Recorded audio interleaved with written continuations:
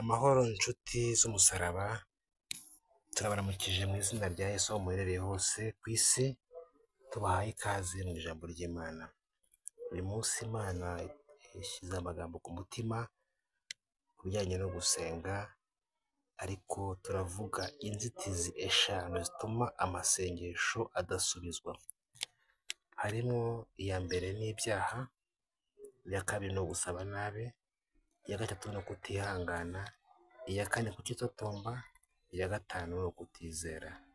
Reka dusome ijambo ry'Imana mu Migani 15:8.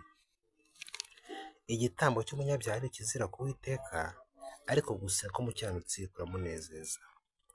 Igitambo cy'umunyabyaha ni ikizira ku Uwiteka, ariko gusenga k'umukiranutsi kuramunezeza. Reka dusenge.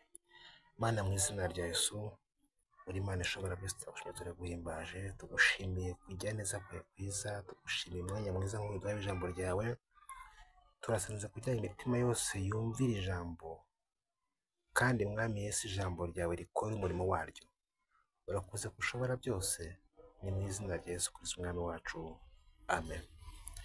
Amazina nitwa Gaston Prince, ni umuvugabutumwa. Uyu munsi tugiye kuganira ijambo rihereranye n'inzitizi eshanu zituma amasengesho adasubizwa. Uyu munsi turaba ku nzitizi ya mbere, ariyo ibyaha. Ibyaha niyo nzitizi ya mbere ituma amasengesho atumvikana imbere y'Imana. Ubundi Bibiliya iyo ivuze umunyabyaha iba ivuze nde? Umunyabyaha, umupagani, bivuze iki? Ubundi abapagani, abanyabyaha ni bande?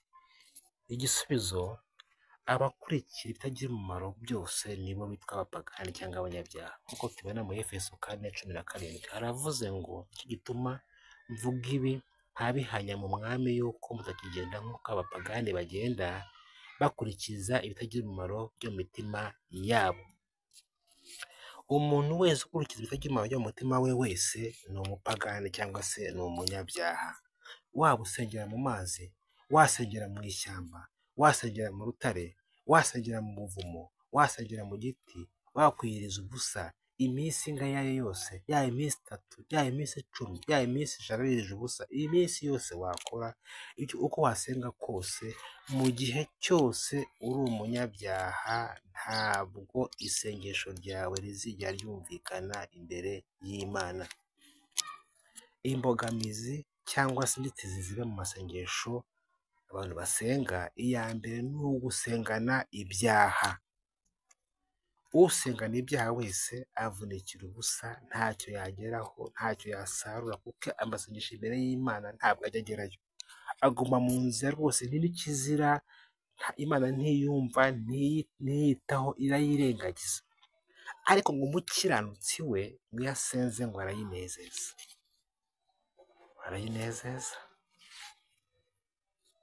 Wowe utarakira Yesu umwami n'umukiza w'ubugingo bwawe, turakugira inama ngo uve mu byaha, uve mu nzira mbi, uze mu nzira nzima. Uve mu nzira ngari, ujye mu nzira ifunganye. Wowe utari wakizwa, senga iri sengesho, wakire Yesu. Gira uti: Mwami Yesu, ndagushimira ineza yawe ku buzima bwanjye, kuko ngihumeka ni ubuntu bwawe. Ndagusabye ngo unkure mu gitabo cy'abarimbuka, unyandike mu gitabo cy'abakiranutsi, umpindure imibereho, umpindurire izina. Byose mbisabye mu izina ry'Imana Data n'Umwana n'Umwuka wera, amen. Wari umunyabyaha, wari umupagani, nyuma y'iri sengesho nawe winjiye mu murongo w'abera, winjiye mu murongo muzima, kandi ntuzongere gukora icyaha ukundi, utazabona